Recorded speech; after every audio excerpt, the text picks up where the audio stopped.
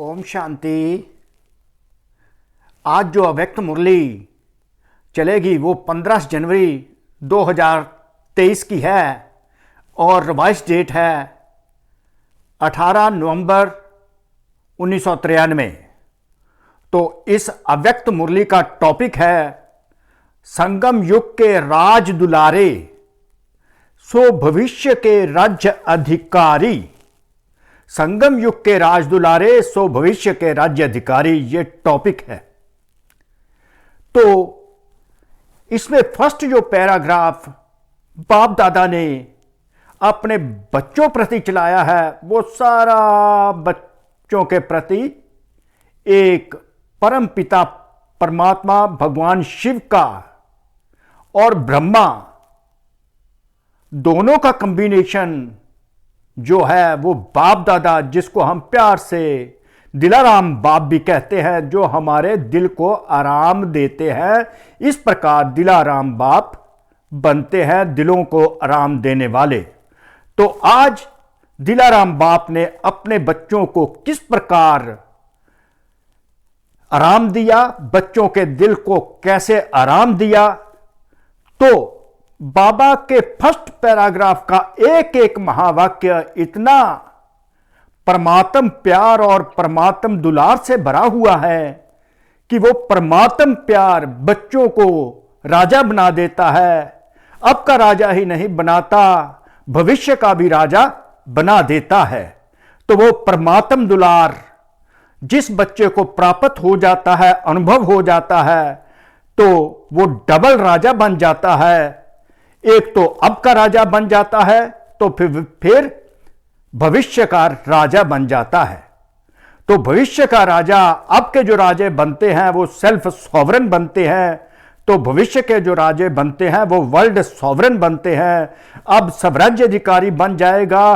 जो बच्चा बाबा का राज दुलारा बन जाता है वो स्वराज्य अधिकारी बन जाता है। फिर स्वराज्य अधिकारी से वो विश्व राज्य अधिकारी बन जाता है। तो इसमें एक बहुत ही सुंदर इक्वेशन परम पिता परमात्मा भगवान शिव और ब्रह्मा बाबा ने मिलकर ऐस दिलाराम बाप अपने बच्चों को दी।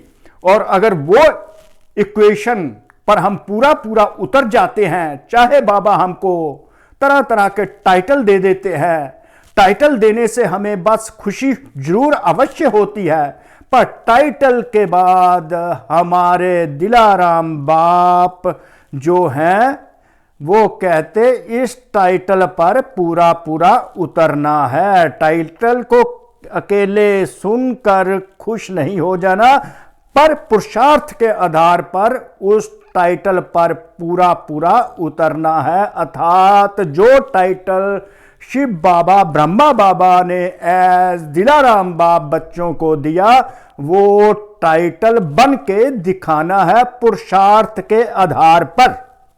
तो ये मुरली आज चलेगी। सबसे पहले वो हम परमात्म प्यार, परमात्म दुलार और राज दुलारे बनना है। वो कैसे? जैसे जैसे महावाक्य बाबा के चलेंगे, हमें उन महावाक्यों से परमात्म दुलार अनुभव होगा, परमात्म दुलार अनुभव होगा, दिव्य दुलार अनुभव होगा। वो दिव्य दुलार परमात्म प्यार जो है, जो हम अनुभव करेंगे, उससे बाबा के हम राज दुलारे बन जाएंगे। सो परम पिता परमात्मा भगवान शिव अपने बच्चों को राज दुलारे बनाते हैं। राज दुलारे से स्वराज्य अधिकारी बना देते हैं, स्वराज्य अधिकारी से विश्व राज्य अधिकारी बना देते हैं। तो बच्चों को पूरा पूरा पुरुषार्थ करना है कि बाबा के इन टाइटलों को हम रियलिटी में, सत्य में बदलते और स्वराज्य अधिकारी से विश्व राज्य अधिकारी बन जाएं थ्रू बाबा के राज दुलारे बनकर।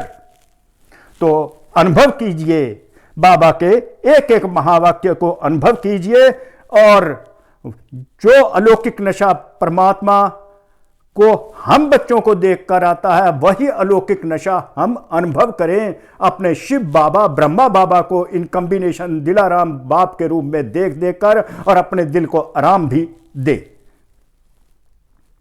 स्नेह के सागर अव्यक्त बाप दादा अपने स्नेही राज दुलारे बच्चों प्रति बोले, स्नेही राज दुलारे तो आज इस मुरली में राज दुलारे जो शब्द है परमपिता परमात्मा ने हम बच्चों के लिए यूज किया, इस पर हमने फोकस करना है, फिक्स रहना है।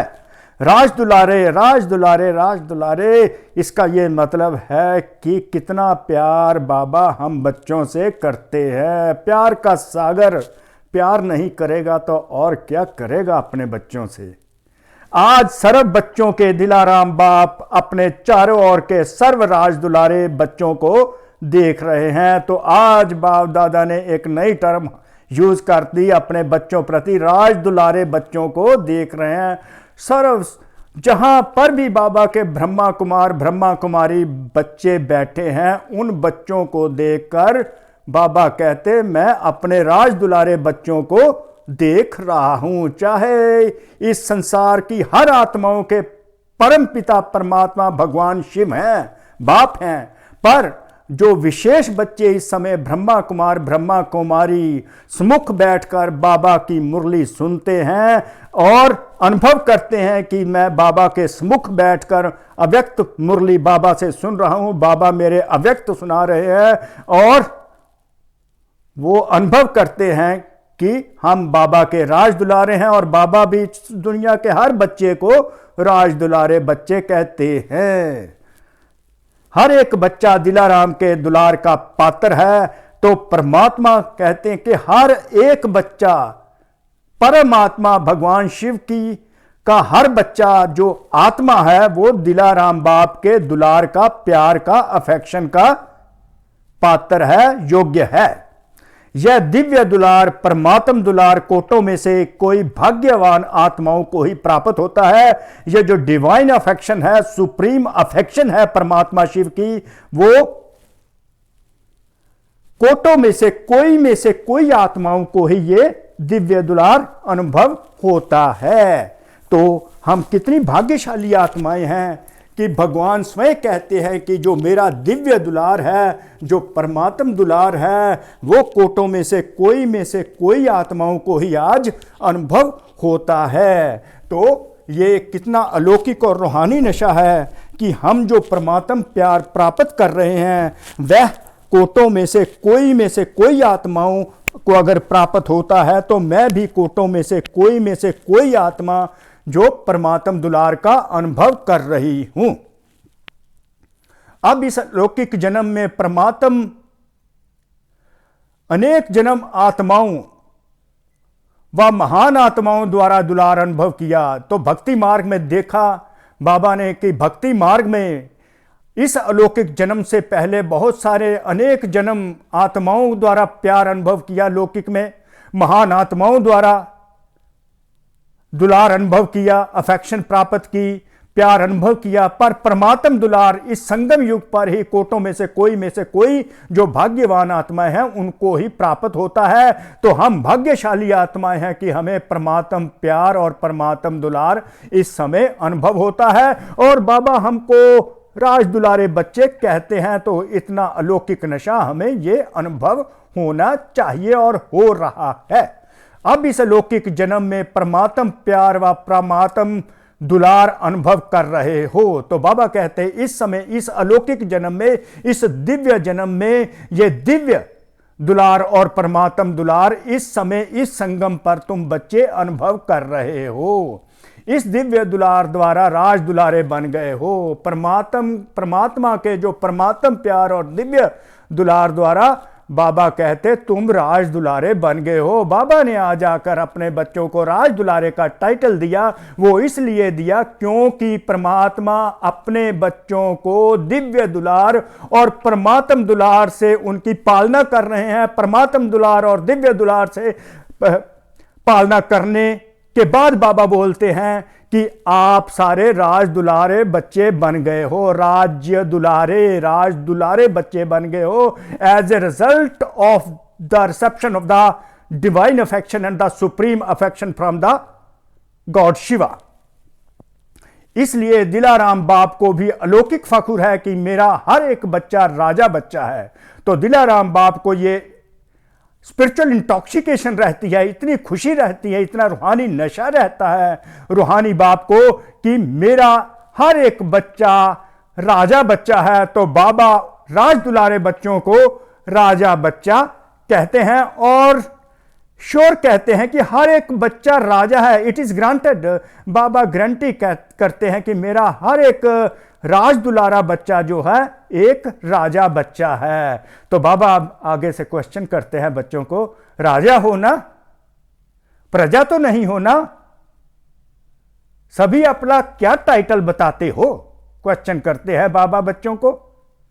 राजयोगी टाइटल बताते हो? सभी राजयोगी हो या कोई प्रजा योगी भी है? क्वेश्चन कर रहे बाबा कि राजयोगी हो, राजा हो। बाबा कहते हर एक बच्चा राजा है, फिर बाबा क्वेश्चन कर देते हैं राजा हो ना, राजयोगी हो ना, तुम्हारा टाइटल राजयोगी है, तो क्या राजयोगी हो या प्रजा योगी हो, या सब राजा योगी हो? सब राजा योगी हो तो प्रजा कहां से आएगी? राज्य किस पर करेंगे? प्रजा तो चाहिए ना। तो वो प्रजा योगी कब आएंगे? राज दुलारे अर्थात अब के राजे और भविष्य के भी राजे, अंडरलाइन, डबल अंडरलाइन है, राज दुलारे अर्थात अब के राजे और भविष्य के भी राजे। तो इक्वेशन हो गई, राज दुलारे इक्वल टू अब के राजे इक्वल टू भविष्य के राजे। Beloved royal children means the kings of the present time and the kings of the future also. तो आज के राजे, कल के भविष्य के राजे, जिनको बाबा राज दुलारे बच्चे कहते हैं। तो बाबा कहते हैं राज दुलारे को बाबा ने डिफाइन कर दिया कि अब के राजे और भविष्य के भी राजे।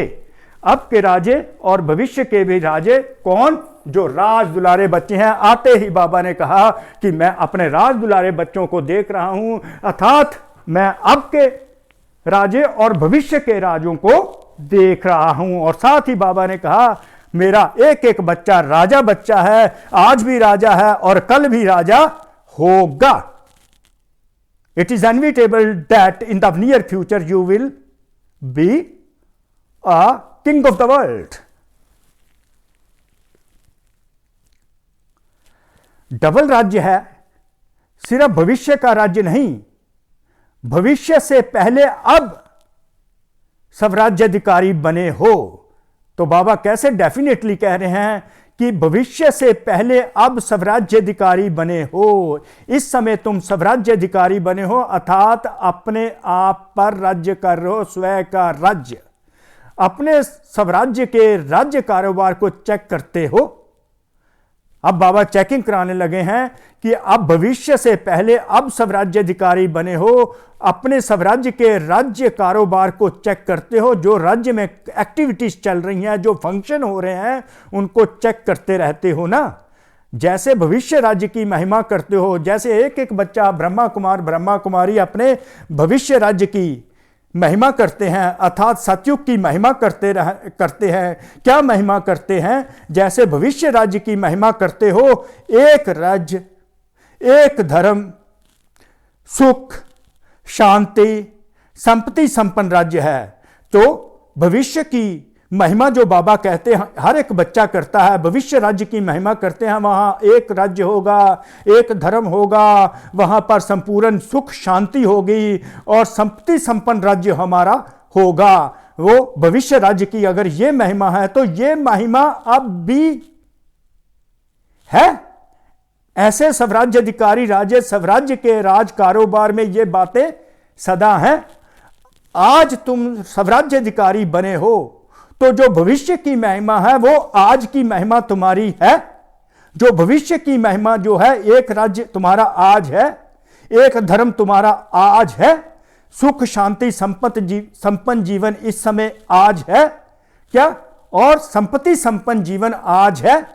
अगर आज है तो तुम स्वराज्याधिकारी राजे हो। भविष्य राज्य जो होगा, एक राज्य, एक धर्म, सुख शांति संपन्न और संपत्ति संपन्न राज्य भविष्य की महिमा है। तो वो महिमा आज तुम्हारी होनी चाहिए, क्योंकि तुम भविष्य के राजे हो। भविष्य के राजे अर्थात पहले स्वराज्याधिकारी।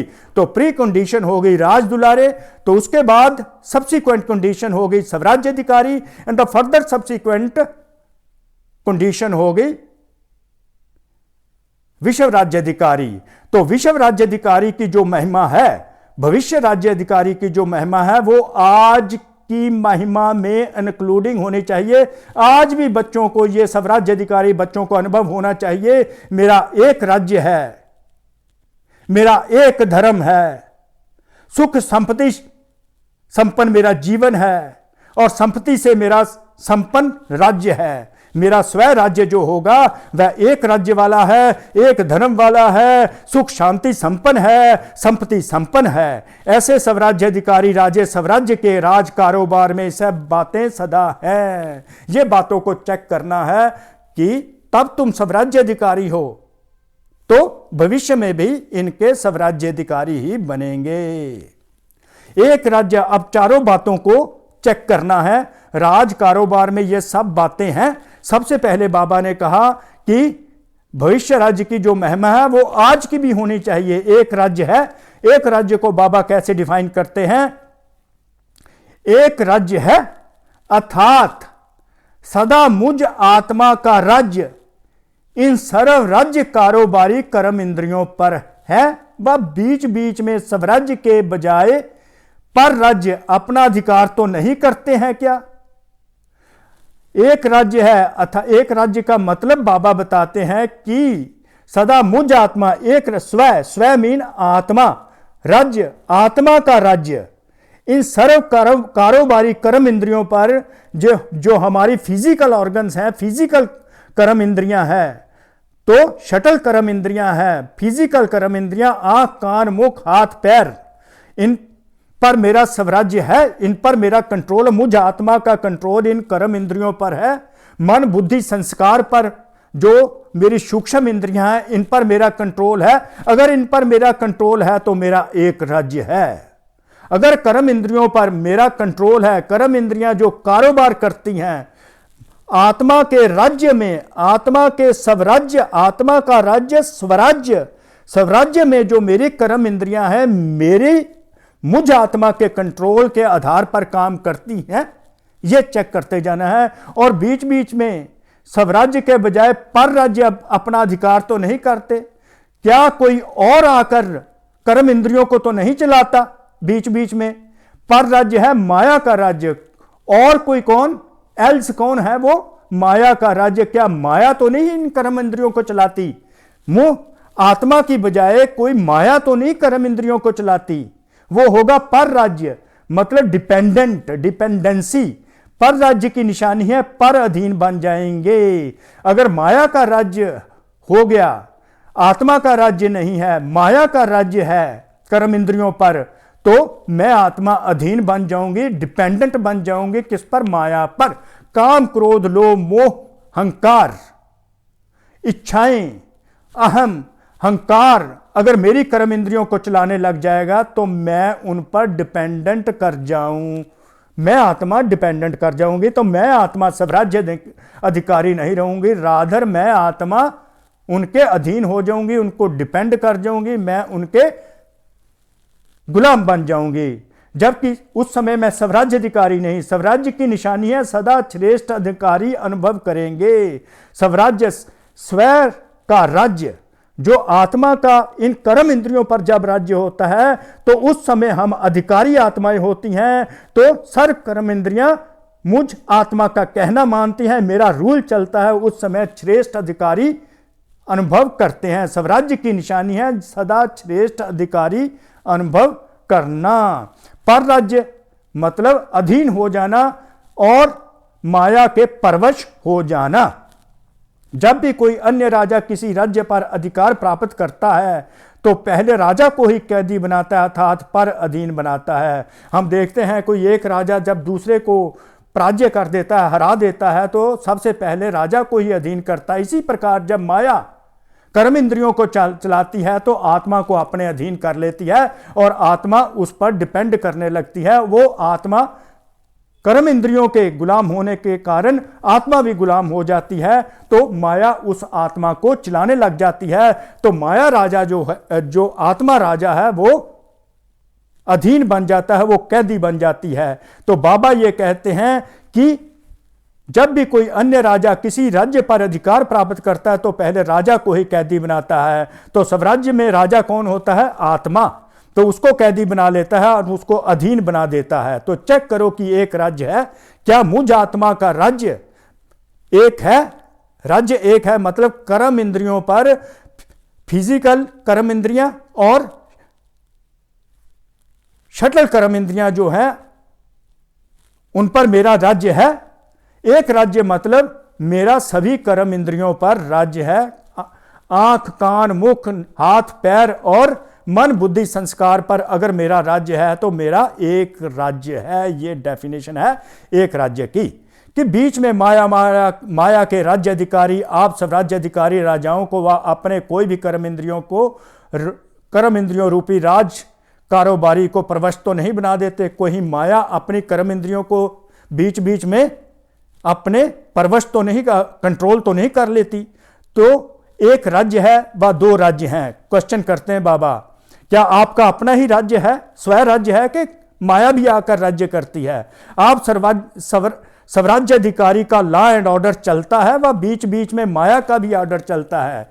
तो बाबा यहां पर अलर्ट करना चाहते हैं कि तुम्हारा अगर तुम पर राज्य होता है, बच्चे स्वयं का राज्य होता है, आत्मा इन कर्म इंद्रियों पर राज्य करती है, तो तुम्हारा लॉ एंड ऑर्डर राइट है। अगर लॉ एंड ऑर्डर तुम्हारा वीक है तो बीच बीच में माया आकर राज्य करेगी और तुमको कैदी बना लेगी। तो तब तुम्हारा स्वराज्य अधिकारी मैं नहीं कह सकता।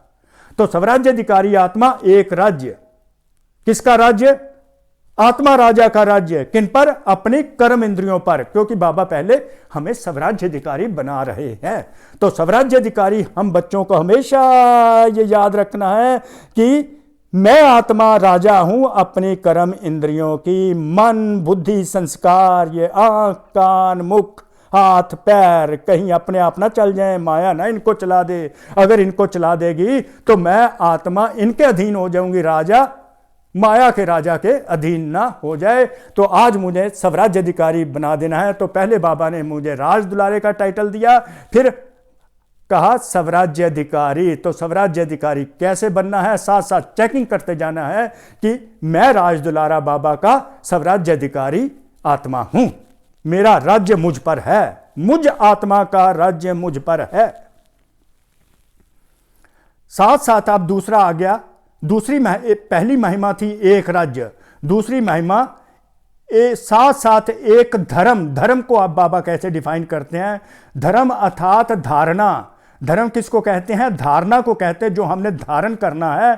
तो स्वराज्य का धर्म, जो स्वयं राज्य मेरा है, उसमें एक, जैसे भविष्य राज्य की महिमा है एक धर्म, तो स्वराज्य का भी महिमा है एक धर्म। तो स्वराज्य का धर्म व धारणा कौन सी है? तो आज हर एक बच्चा जानता है कि हमारी धारणा क्या है, मेन फर्स्ट नंबर की पवित्रता। तो वही हमारा धर्म है। तो स्वराज्य का धर्म क्या है, स्वराज्य की धारणा क्या है? सबसे पहली जो है पवित्रता, जिसके आधार पर सतयुग की स्थापना होती है, हमारे भविष्य राज्य की स्थापना होती है। अगर हम इस समय पवित्र हैं, हमारे में पवित्रता की धारणा है, मन, बुद्धि, संस्कार, संबंध, संपर्क की पवित्रता है, तो हमारा एक धर्म है। तो स्वराज्य का धर्म व धारणा एक कौन सी है? पवित्रता। मन, वचन, कर्म, संबंध, संपर्क, सब प्रकार की पवित्रता, इसको कहा जाता है एक धर्म अर्थात एक धारणा। स्वप्न मात्र, संकल्प मात्र भी अपवित्रता अर्थात दूसरा धर्म ना हो। बाबा कैसे बता रहे हैं? स्वप्न में भी अपवित्रता ना हो, संकल्प में भी अपवित्रता ना हो, कोई सोच में भी हमारी अपवित्रता ना हो। पवित्रता एक धर्म को बाबा डिफाइन कर रहे हैं, क्योंकि जहां पवित्रता है वहां अपवित्रता अर्थात व्यर्थ व विकल्प का नाम निशान नहीं। तो क्योंकि बाबा ने एक मुरली में कह दिया हुआ है कि अगर व्यर्थ चलता है तो तू बच्चे पवित्र नहीं है। अपवित्रता है व्यर्थ का चलना, और नेगेटिव संकल्पों का अर्थात विकल्पों का चलना भी अपवित्रता है। जैसे ऐसे सम्राट बने हो, बाबा क्वेश्चन करते हैं, क्या एक धारणा है, एक धर्म पवित्रता की है, संकल्प मात्र भी और स्वप्न मात्र भी आप पवित्रता, व्यर्थ विचार नहीं चलने चाहिए। ऐसे सम्राट, ऐसे समर्थ सम्राट बने हो, पावरफुल किंग बने हो, वह ढीले ढाले राजे हो, वह कभी ढीले कभी सम्राट, कौन से राजे हो। अगर अभी छोटा सा एक जन्म का राज्य नहीं चला सकते तो 21 जन्म का राज्य अधिकार कैसे प्राप्त करेंगे। संस्कार अब भर रहे हैं, अभी के श्रेष्ठ संस्कार से भविष्य संसार बनेगा। अंडरलाइन, आज अगर श्रेष्ठ संस्कार मैंने पवित्रता का धारण कर लिया, मुझ आत्मा ने पवित्रता का अधिकार धर्म आज धारणा कर ली, ये श्रेष्ठ संस्कार धारण कर लिया, तो मेरा भविष्य संसार भी पवित्र ही होगा। तो अभी से श्रेष्ठ संस्कार हमें धारण करने हैं, क्योंकि अभी के श्रेष्ठ संस्कार से भविष्य संसार बनता है, ये इक्वेशन है। तो अभी से एक राज्य एक धर्म के संस्कार भविष्य संसार का फाउंडेशन है। तो एक राज्य एक धर्म इस समय है, तो मेरा भविष्य राज्य होगा वो भी एक राज्य और एक धर्म का होगा। इसलिए ये संस्कार अभी से अपने आप में इम्बाइब करने हैं, भरने हैं, उनकी फाउंडेशन अभी से डालनी है। तो चेक करो, फिर फर्दर चेकिंग है, साथ साथ चेकिंग बाबा कराते जा रहे हैं, क्योंकि सब राज्य अधिकारी पहले बना रहे हैं, फिर भविष्य राज्य अधिकारी राजदुलारों को। तो चेक करो, सुख शांति संपत्ति अर्थात सदा हद की प्राप्तियों के आधार पर सुख है। अब बाबा चेकिंग कराना चाहते हैं कि जो सुख शांति है, संपत्ति अर्थात सदा की हद की प्राप्तियों के आधार पर तो नहीं, ये जो मटीरियलिस्टिक वर्ल्ड चल रहा है, जहां पर डिफरेंट प्रकार के ग्लैमर्स आ रहे हैं, आकर्षण करने वाली चीजें आ रही हैं, जैसे किसी की बहुत बड़ी कोठी है वो तो नहीं मुझे सुख दे रही, बहुत बड़ी गाड़ी है वो तो नहीं मुझे सुख दे रही, घर में और भी मटीरियलिस्टिक भौतिक प्राप्तियां हुई हैं हद की, क्या मुझे वो तो नहीं, क्या मेरे कोई पद प्राप्तियां जो हैं वो तो नहीं मुझे सुख दे रही। वह आत्मिक इंद्रिय, वह आत्मिक अति इंद्रिय सुख परमात्म सुख में राज्य है। क्या प्राप्तियों, ये इस भौतिक संस्कार की भौतिक प्राप्तियों के आधार पर, हद की प्राप्तियों के आधार पर सुख शांति है, वह अति इंद्रिय सुख है। अति इंद्रिय सुख परमात्म प्यार, परमात्म दुलार के आधार पर आत्मिक अति इंद्रिय सुख है कि हद की प्राप्तियों के आधार पर है। साधन व सेलिब्रेशन व प्रशंसा के आधार पर सुख की अनुभूति है। कोई साधन मिल गए, आज जो हर घर में साधन है, क्या उसके आधार पर तुम्हें सुख शांति अनुभव होती है? क्या कोई तेरे को सेलिब्रेशन हेल्प मिल जाती है उसके आधार पर? या किसी ने कोई आपकी प्रशंसा कर दी, महिमा कर दी, उसके आधार पर खुशी उस होती है, उसकी अनुभूति होती है। वह परमात्म आधार पर अति इंद्रिय सुख में राज्य है। बाबा चेकिंग करा रहे हैं, अगर साधन के आधार पर तुमको सुख की अनुभूति होती है, सैल्वेशन को महिमा कर देता है उसके आधार पर, तो वो झूठी अनुभूति है। परमात्मा आधार पर जो तुमको अति इंद्रिय सुख का अनुभव होता है वो सुख में राज्य है। इसी प्रकार से अखंड शांति, ये तो सुख में अति इंद्रिय सुख है तो स्वराज्य अधिकारी हैं। इसी प्रकार अखंड शांति है तो स्वराज्य अधिकारी हैं। चौथा पॉइंट था शांति, एक राज्य एक धर्म, फिर था सुख, फिर शांति। इसी प्रकार अखंड शांति किसी भी प्रकार की अशांति की परिस्थिति अखंड शांति को खंडित तो नहीं करती। अशांति का तूफान चाहे छोटा हो चाहे बड़ा हो, लेकिन स्वराज्य अधिकारी के लिए तूफान अनुभवी बनाने की उड़ती कला का तोहफा बन जाए। मेरी शांति जो भंग ना हो जाए, मेरी शांति अखंड है तो मैं स्वराज्य अधिकारी हूं, लिफ्ट की गिफ्ट बन जाए, इसको कहा जाता है अखंड शांति। तो चेक करो, अखंड शांतिमय स्वराज्य है, अखंड शांतिमय स्वराज्य है, अति इंद्रिय सुख स्वराज्य है, एक धर्म स्वराज्य है, एक राज्य स्वराज्य है। ऐसे ही संपत्ति, लास्ट पॉइंट है, ऐसे ही संपत्ति अर्थात स्वराज्य की संपत्ति ज्ञान गुण और शक्तियां हैं। इन सर्व संपत्तियों से संपन्न स्वराज्य अधिकारी हैं। क्या ज्ञान गुण और शक्तियां जो हैं बाबा ने हमको दी वर्षे में, इन सर्व संपत्तियों से संपन्न मेरा राज्य है। स्वराज्य अधिकारी मैं ज्ञान गुण और शक्तियों की स्वराज्य अधिकारी आत्मा हूं। क्या मैं राजा ज्ञान गुण और शक्तियों से भरपूर हूं? मेरा इनका पर पूरा अधिकार है। संपन्नता की निशानी है संपन्नता अर्थात संतुष्टता। संपन्नता किसको कहते हैं? संतुष्टता को। अप्राप्ति का नाम निशान नहीं, इच्छा मात्रम अविद्या को संपन्नता कहते हैं। हद के इच्छाओं की अविद्या, इसको कहा जाता है संपत्तिवान। तो संपत्तिवान को, हद की इच्छा मात्रम अविद्या को बाबा संपत्तिवान कहते हैं, अर्थात संतुष्ट आत्मा को संपत्तिवान कहते हैं, जिनमें सभी ज्ञान, गुण और शक्तियां होती हैं। वो सब राज्याधिकारी जिसमें संतुष्टता होती है, ज्ञान गुण शक्तियों के आधार पर टोटल संतुष्टता होती है, इच्छा मात्रम अविद्या होती है, वो स्वराज्याधिकारी है, उसको बाबा संपत्तिवान कहते हैं। और राजा का अर्थ है ही दाता। अगर हद की इच्छा व प्राप्ति की उत्पत्ति है तो वो राजा के बजाय मांगने वाला बन जाता है।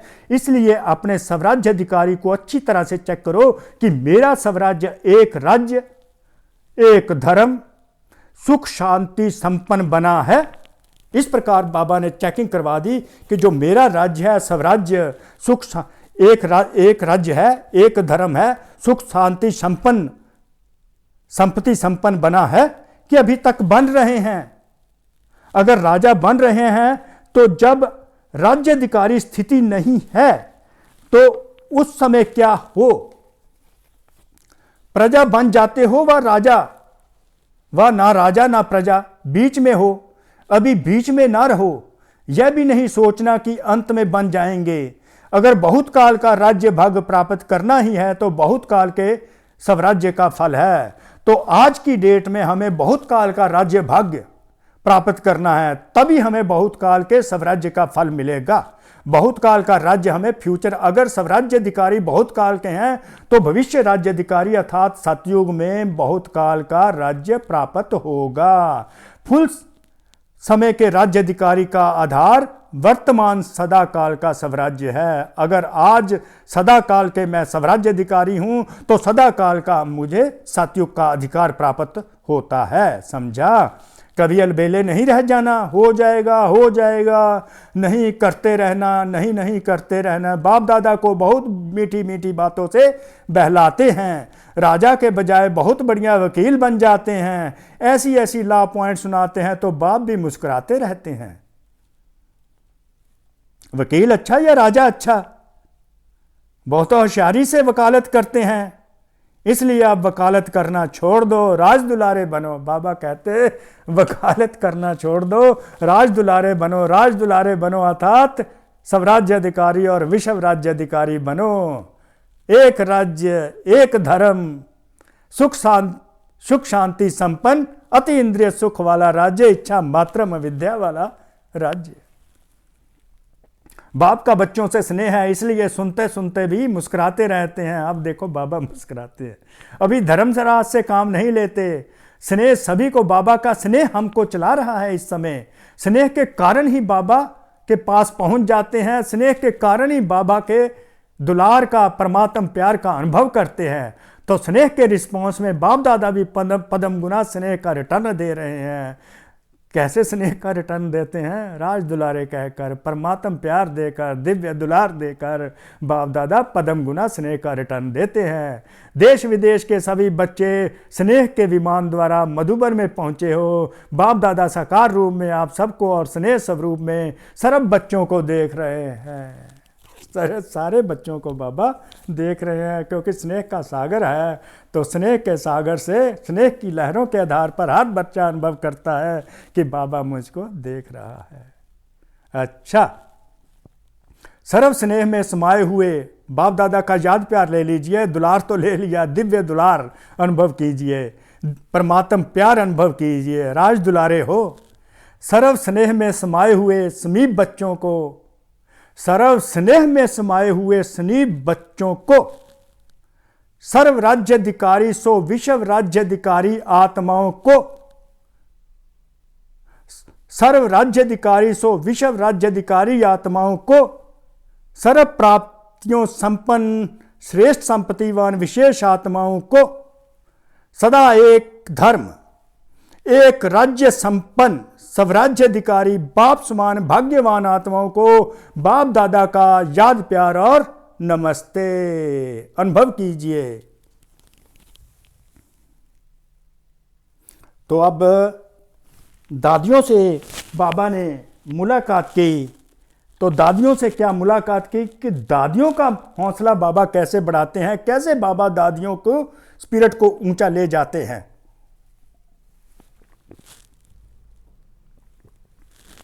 सभी अच्छे कार्य चल रहे हैं ना? बाबा पूछते हैं दादियों से, सब अच्छा चल रहा है ना? सभी कार्य अच्छे चल रहे हैं, अच्छे उमंग उत्साह से कार्य हो रहा है। बाबा कह रहे अच्छे उमंग उत्साह से काम का कार्य हो रहा है, क्रावनहार करा रहे हैं और निमित्त बन करने वाले कर रहे हैं। साथ ही बाबा कहते हैं, पहले पूछ लेते हैं अच्छे चल रहे हैं, फिर कहते हैं मैं ही कराने वाला, करण क्रावनहार करा रहे हैं और निमित्त बन करने वाले कर रहे हैं। आप सब निमित्त आत्माएं, दादियां निमित्त आत्माएं, क्रावनहार करा रहा है तो उमंग उत्साह से सारे कार्य होते जा रहे हैं, अच्छा चल रहा है। वैसे ही बाबा पूछ लेते हैं, पता सब कुछ है। ऐसे अनुभव होता है ना कि निमित्त बनकर कर रहे हैं, क्रावनहार करा रहा है, सर्व के सहयोग की उंगली से हर कार्य सहज और सफल होता है। कैसे हो रहा ये जादू लगता है ना? दुनिया वाले तो देखते और सोचते ही रह जाते हैं। आप निमित्त आत्माएं सदा आगे बढ़ते जाएंगे, क्योंकि बेफिक्र बादशाह हो। दुनिया वालों को तो हर कदम में चिंता है और आप सबके हर संकल्प में परमात्म चिंतन है। दुनिया वाले चिंता कर रहे हैं, बाबा के बच्चों के हर संकल्प में परमात्म चिंतन चलता है। जहां पर परमात्म चिंतन चलता है, जिन बच्चों के मन में परमात्म चिंतन चलता है, संकल्प में परमात्म चिंतन चलता है, वहां चिंता का नाम निशान नहीं रहता। इसलिए बेफिक्र बादशाह हैं। बेफिक्र है ना? बाबा ने फिर बच्चों को इन्वॉल्व कर लिया। अच्छा है, अविनाशी संबंध है, अच्छा तो सब ठीक चल रहा है ना? और चलना ही है, निश्चय है और निश्चिंत है। क्या होगा कैसे होगा यह चिंता नहीं है, क्योंकि परमात्म चिंतन है ना। परमात्मा करा रहे हैं, करण क्रावनहार करा रहे हैं, बाकी निमित्त आत्माएं तो करती जा रही हैं। हर एक बच्चा परमात्म चिंतन में है, तो परमात्म कार्य बेफिक्र होने के कारण निश्चय भी है और निश्चिंत भी है। टीचर्स को कोई चिंता है? सेंटर्स कैसे बढ़ेंगे, यह चिंता है क्या? सेवा कैसे बढ़ेगी, यह चिंता है क्या? नहीं है क्या? बेफिक्र हो क्या? चिंता करना अलग चीज है, चिंता करना अलग चीज है। सेवा बढ़ाने का चिंतन अर्थात प्लान भले बनाओ, लेकिन चिंता से कभी सफलता नहीं होती, ना होगी। चिंता से कभी सफलता नहीं होगी। चलाने वाला चला रहा है, कराने वाला करा रहा है, इसलिए सब सहज होना ही है। स्वयं भगवान करा रहे हैं तो इसमें कोई डाउट की बात ही नहीं हुई, इजली से सारा काम हो जाना है। सिर्फ निमित्त बन संकल्प तन मन धन सफल करते चलो। जिस समय जो कार्य होता है वो कार्य हमारा है, इसको समझो। जहां समझ लिया हमारा कार्य है, तो जहां मेरापन होता है वहां सब कुछ स्वतः ही लग जाता है। तो अभी ब्राह्मण परिवार का विशेष कार्य कौन सा है? टीचर्स बताओ, ब्राह्मण परिवार का अभी विशेष कार्य कौन सा है? किसमें सफल करेंगे? ज्ञान सरोवर में सब स्वाहा करेंगे। क्या स्वाहा करना है? नोट करना है। परिवार में जो विशेष कार्य होता है तो सबका अटेंशन कहां होता है? उसी विशेष कार्य के तरफ अटेंशन होता है। ब्राह्मण परिवार में बड़े से बड़ा वर्तमान कार्य, वर्तमान समय यही है ना। हर समय का अपना अपना है। वर्तमान समय देश विदेश सर्व ब्राह्मण परिवार का सहयोग इस विशेष कार्य में है ना, कि अपने अपने सेंटर में है। जितना बड़ा कार्य उतना बड़ा दिल, और जितना बड़ा दिल उतनी बड़ी संपन्नता अर्थात संतुष्टता। अगर छोटा दिल होता है तो जो आना होता है वह भी रुक जाता है, जो होना होता है वह भी रुक जाता है, और बड़े दिल से असंभव कार्य भी संभव हो जाता है। दिल बड़ा रखना है, बाबा कहना चाहते हैं। तो बड़ा काम है, बड़ा दिल है तो बड़े बड़े काम संपन्न हो जाते हैं और संतुष्टता भी बड़ी ही मिलती है। मधुबन का ज्ञान सरोवर है, वह आपका है। किसका है? मधुबन का है ना। क्या गुजरात का तो नहीं है ना? मधुबन का है क्या? महाराष्ट्र का है क्या? विदेश का है क्या? सभी का है मधुबन।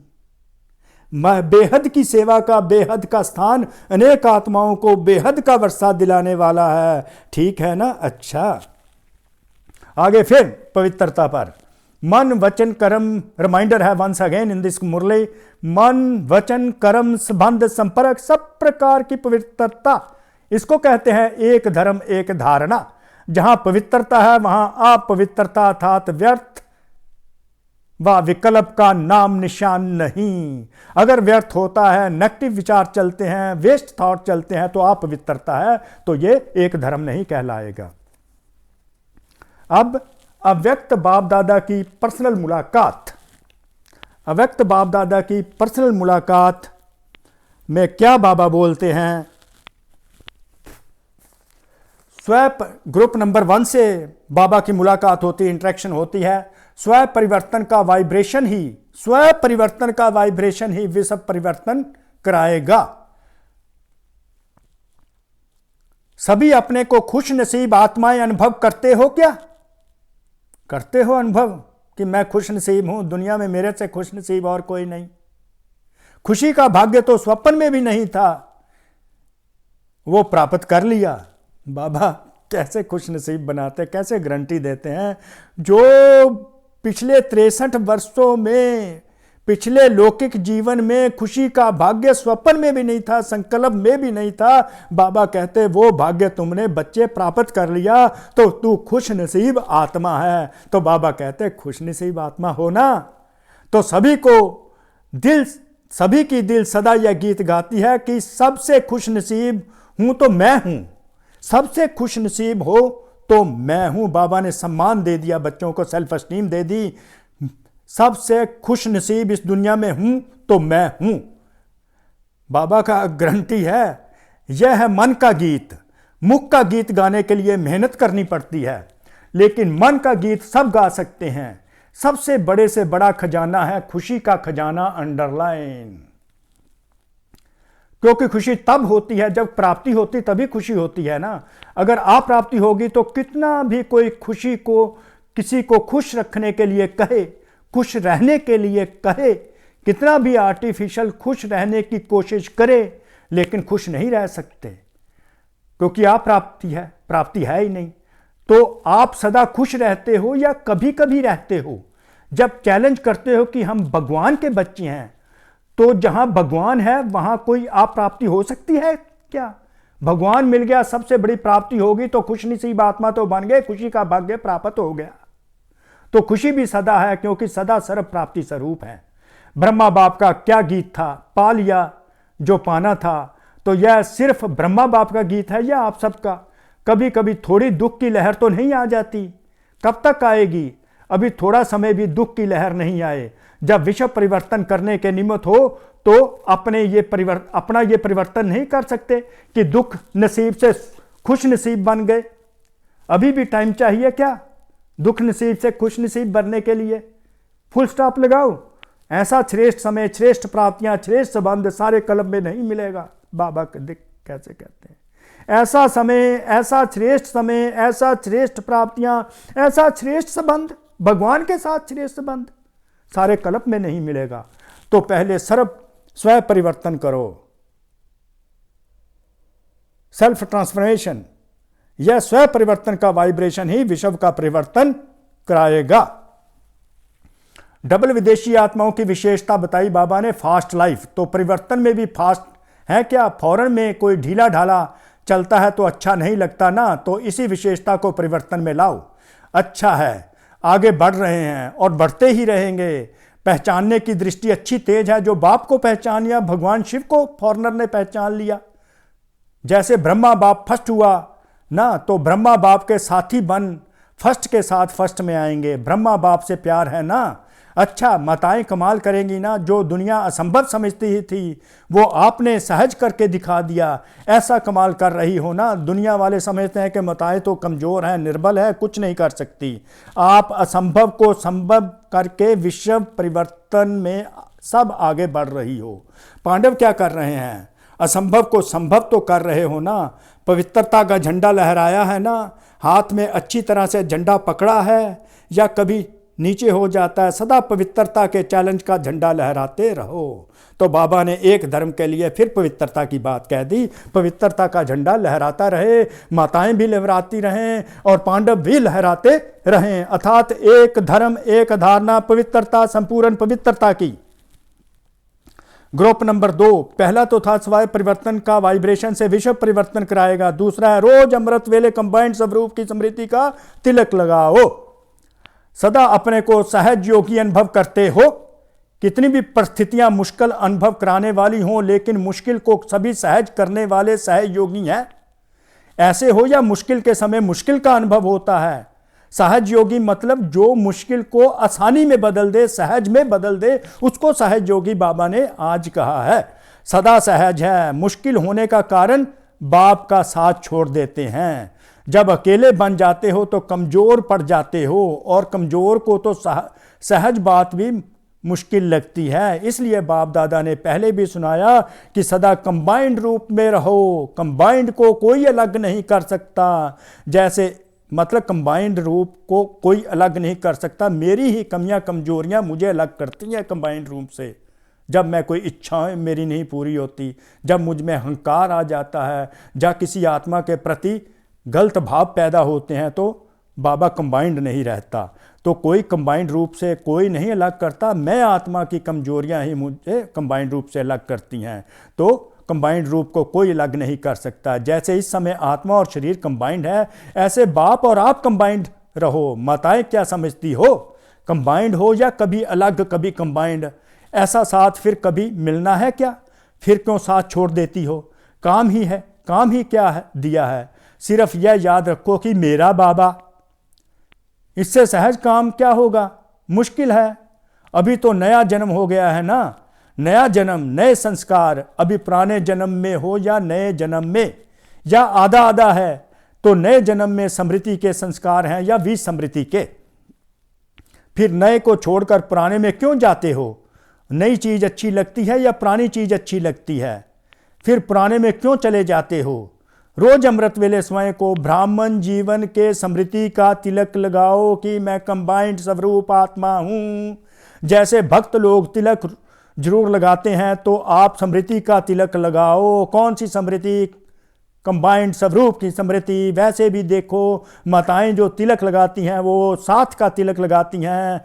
तो सदा स्मृति रखो कि हम कंबाइंड हैं, तो इस साथ का तिलक सदा लगाओ। अगर युगल होगा तो तिलक लगाएंगे, अगर युगल नहीं होगा तो तिलक नहीं लगाएंगे। यह साथ का तिलक है, तो रोज स्मृति का तिलक लगाती हो या भूल जाता है?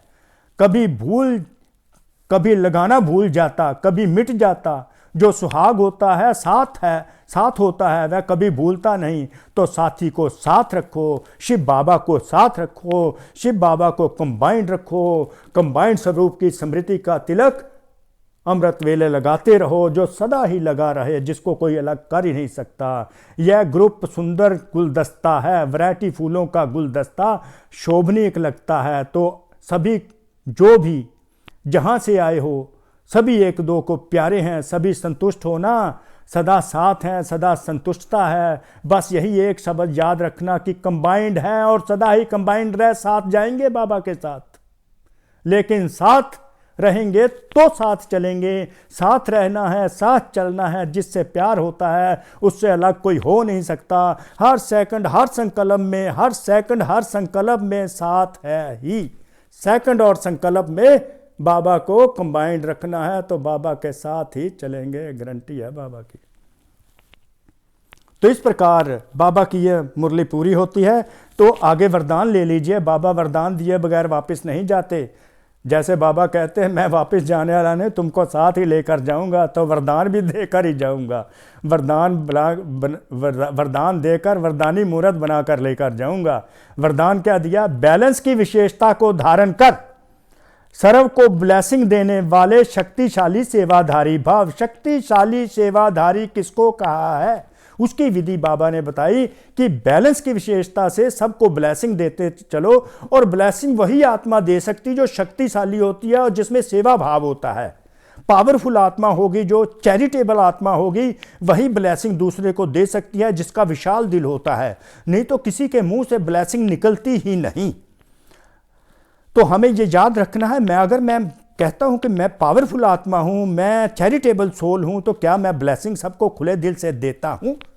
अभी आप शक्तिशाली आत्माओं की सेवा है, सर्व को ब्लेसिंग देना। बाबा ने काम दे दिया कि सर्व को ब्लेसिंग देना है। ब्लेसिंग देते समय कंजूस नहीं बनना।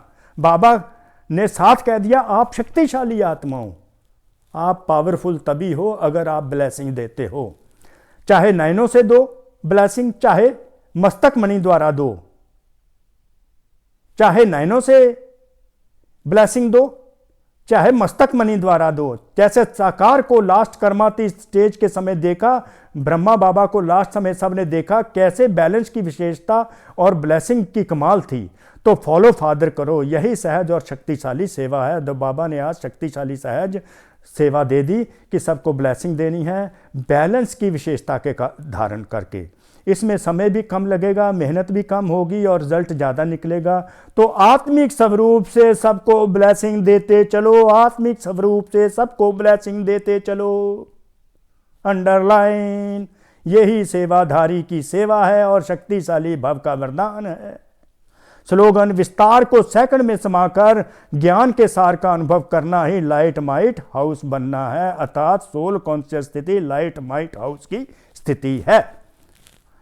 कोटि कोटि शुक्रिया बाप दादा का, भगवान श्री दिलाराम बाप का कोटि कोटि शुक्रिया जिन्होंने ये मुरली चलाई, और आप आत्माओं का भी शुक्रिया जिन्होंने बाप दादा के सम्मुख बैठकर ये मुरली सुनी और बाबा का दुलार अनुभव किया, बाबा से स्वराज्य अधिकारी का वर्षा प्राप्त किया और विश्व राज्य अधिकारी का वर्षा प्राप्त किया, और सबको दुआएं देने के लिए शक्तिशाली भाव सेवाधारी विश्व सेवाधारी भाव का वरदान लिया और आत्मिक स्वरूप में बैठकर लाइट माइट हाउस का अनुभव किया। शुक्रिया बाबा, शुक्रिया बाबा, शुक्रिया। Thank you, thank you. ओम शांति, ओम शांति, ओम शांति।